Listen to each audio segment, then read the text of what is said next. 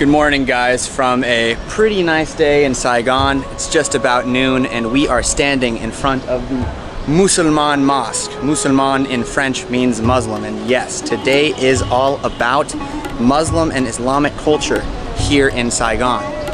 Now, when many people think of Vietnam, they often think of, you know, kind of a monoculture, not just Saigon, but Vietnam in general. But Saigon has been hosting a bevy of different immigrant groups and different religious groups for hundreds and hundreds of years. And so this mosque apparently was built in 1935. Musulman in French means Muslim, so I would argue it's not the most creative name for a mosque I've ever heard of. But anyways, the plan for today, as we stand in front of the Musulman Mosque, is we are waiting for one of my good friends here in Saigon, Enes.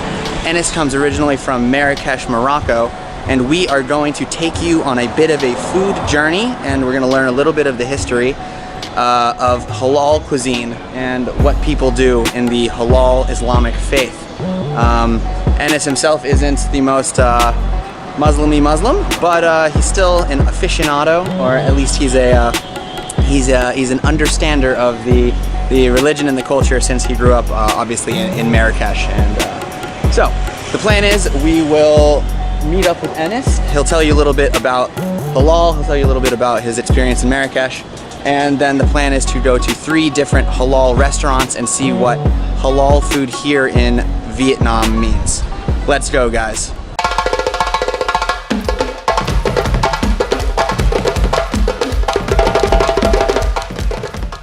So guys, I'm not gonna lie, there's this thing with people who come from close to the equator. They kind of operate on their own time scale. So normally Enes, I'll give it to him, he's normally on time, but it's already 10 minutes after our meeting time. This is a lovely mosque. It's a really nice street, but you know, we can't start the video without him. So come on, Enes, where are you, my man? So there's a few different mosques in Saigon. I found one in Chinatown, and there are a lot of Chinese Muslims, for those of you that don't know, but this is a much more traditional kind of Arab mosque. For a little bit of historical precedent, Saigon obviously used to be a colony of France, and France also used to have a lot of territory in North Africa, so I imagine in the style that it is, it looks a bit to me like it could be a little bit, I don't know, Malaysian themed, but in general, I'm sure a lot of the French people who are working here, maybe some Algerians, some Moroccans, some other Francophone Muslims probably came to Saigon, you know, in the, I guess late 1930s, and so boom, they built a mosque. So here you go. Here, mosque in Arabic is masjid, and it's the same actually in Malaysian. So here we have some nice minarets. You can see the motifs of the crescent and the star.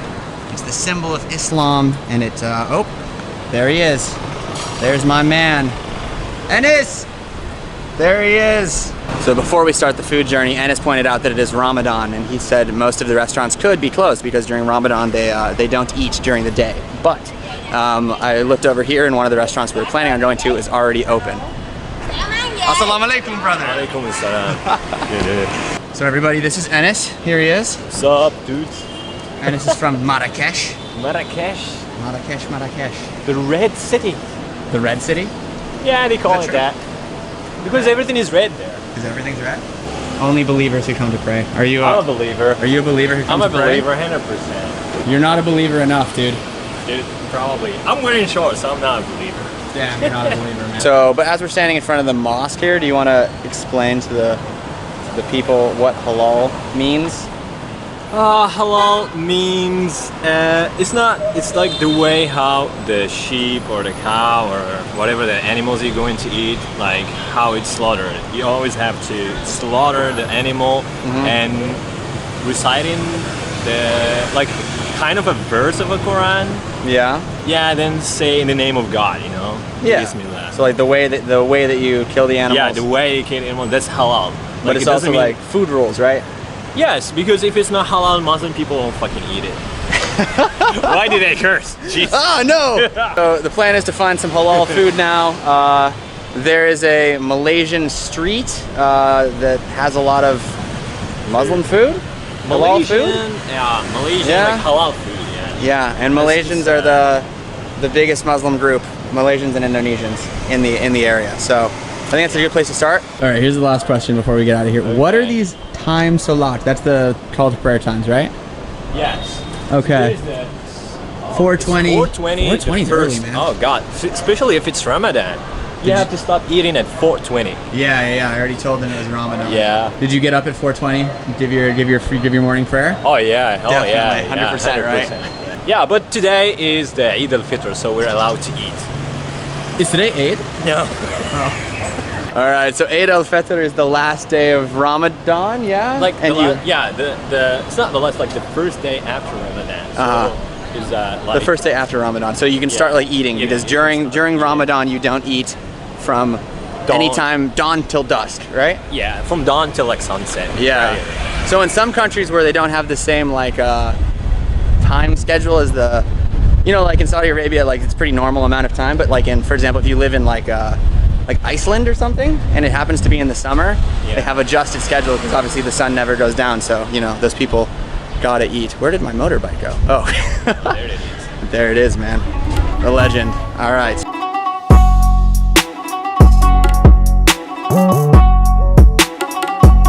Okay, guys. I did not listen to him.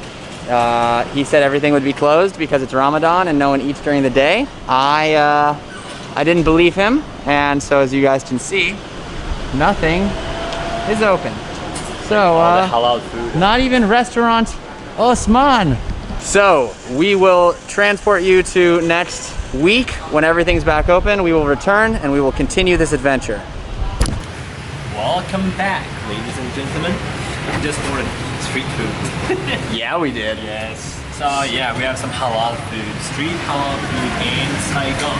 Tell them about it, bro. What do we got here? So we got some chicken, ga, and some chili sauce here, and some other stuff like vegetables. Oh yeah.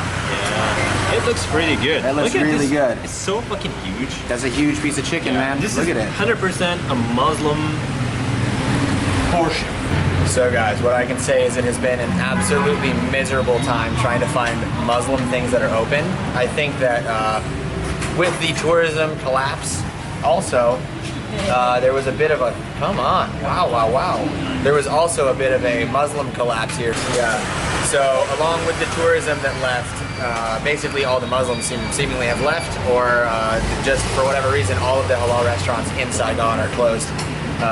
Maybe it's just a bad time for business, maybe Muslims aren't traveling, and also it was Ramadan, so maybe things haven't opened up. How's the food, man? Real good. So, what we got here, guys, is my thing just arrived. We've got some beef, chili sauce, rice. We've got some pickled veg, and we've got some chili chicken, deep fried definitely. We got some veg. Looks very tasty, man. You can taste the halal in this. You can taste the halal. So it's a pretty common known fact that most of the Islamic culture that you find in Southeast Asia comes from Malaysia and specifically Indonesia, because Indonesia is actually the largest Muslim country on the planet. Now you know a new fact. However, this is a very Vietnamese interpretation. Although I agree with Enes, a very a very Muslim size. All right, so here we've got the goods here. So I'm gonna go for some beef, some serious beef. There we go. You guys can see that. Keep it in the light. I don't know how. Give it a little dip. All right, and then we'll tuck in. Oh, yeah, dude. So I would say this is a very Vietnamese kind of attempt at Muslim food. And there is no really such thing as Muslim food. There's just halal rules for where the food is. So there's not like, you know, if you're in Indonesia, the Muslim food there, the halal food is of course very different than if you're in like Lebanon. So we're just gonna keep going for it, and we'll see what other delicious Muslim delicacies we can find. What is the one food that you miss the most from Morocco? That's an obvious question. It's an obvious question. Well, tell the viewers. Maybe it's not obvious to them. I miss tagine. Tagine. What is tagine? Tagine is this clay pot. Clay pot. Yeah. Clay. Yeah. Triangle shape. You can have like different kinds of tagine. They're like just only vegetarian tagine, which there are a lot of vegetables. There is fish tagine, there's lamb tagine, There's like a slow cooked stew. yeah, But it doesn't necessarily, does it always come with couscous? No. Tagine is different than couscous. Ah, okay. Couscous is another thing. Uh-huh. So tagine is like you eat it with bread, the Moroccan bread, or Okay. like bread, normal bread. Flatbread? Yeah, you can get it. It's time for random Muslim trivia brought to you by Pierce. Ennis, ask me any question. What's your favorite Muslim food?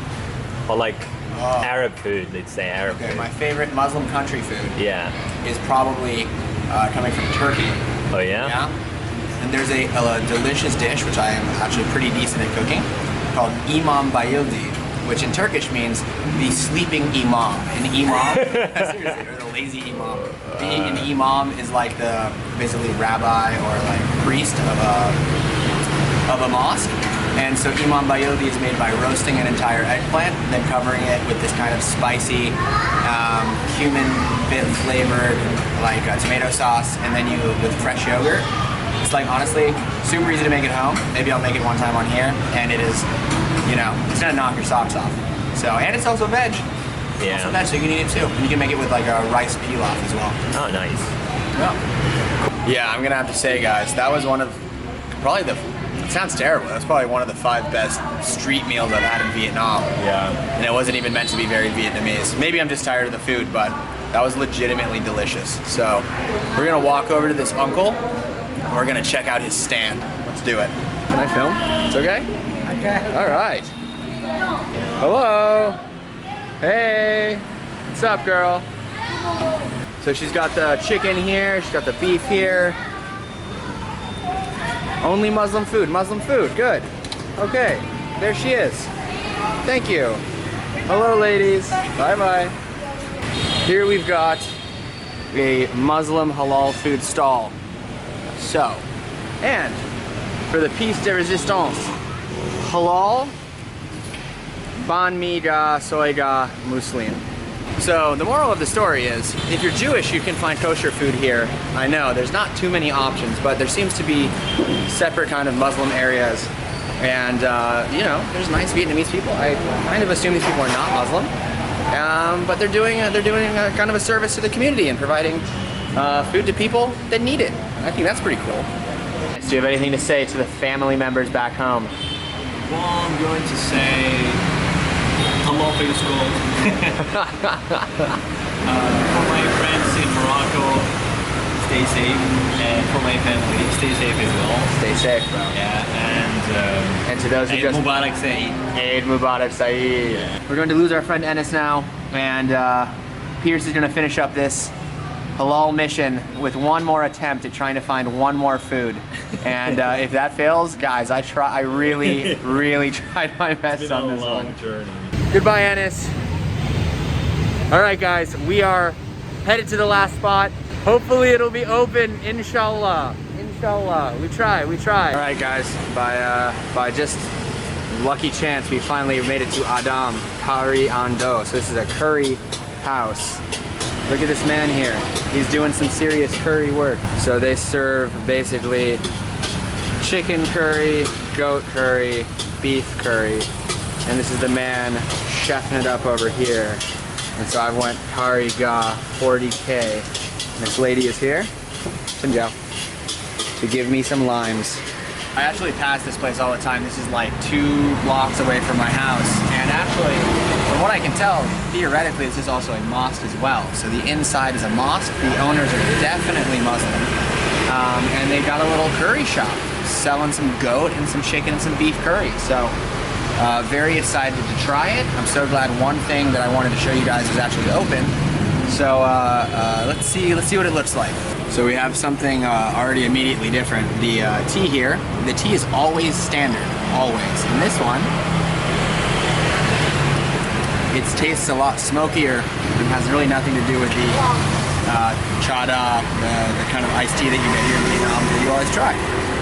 So I'm very interested to try this curry. Will it be anything like Vietnamese food? Vietnamese don't even really eat curry, so I'm excited. Plus, this is the guy. This is the guy. All right, come on. Here we go, guys. There we go. We've got the chicken curry. That looks amazing. We've got the rice. We've got some veg. How could that be bad? Delicious. We've got the rice here. We've got the cabbage, it seems. We've got the chicken curry. It actually smells really good. It smells like something you definitely get in Malaysia. I'm just gonna give the curry a straight try first.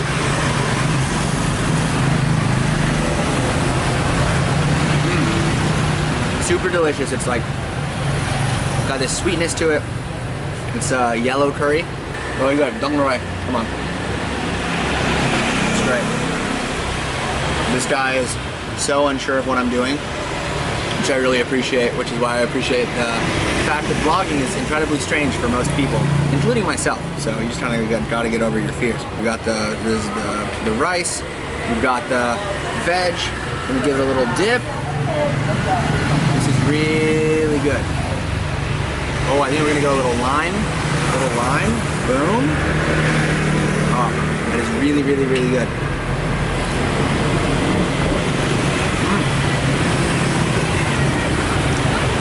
I'm definitely gonna come back here for lunch sometime because this is very, very similar to kind of an Indian curry, or maybe something you find in almost in Myanmar. And it's just really awesome. So let's give a piece of chicken a try so you guys can see it for yourself. Oh, we got a little spillage. We got a fresh squeeze of lime again. Boom. And here we go. Ridiculously tender. I know I can see it was prepared earlier, but kind of curry gets better the longer it sits. So it's like I have no issue with that. So I really love the diversity that you can find in Vietnam. This shows you a little bit more of the different cultures that are living here, the different peoples that have found, you know, their way here, that have made a home here, that have accepted Vietnam as it is, but also made it completely their own. So thank you guys so much for watching. This is chicken curry. Hello. I'm still, I guess I'm gonna turn it off. Anyways, thank you guys so much for watching. If you liked the video, please make sure to like and subscribe. We'll be doing videos every 2 times a week. And anyways, guys, to my Muslim friends, happy Eid Mubarak. I'm not sure that's what you say. And anyways, cheers guys, see you next time. Shukran.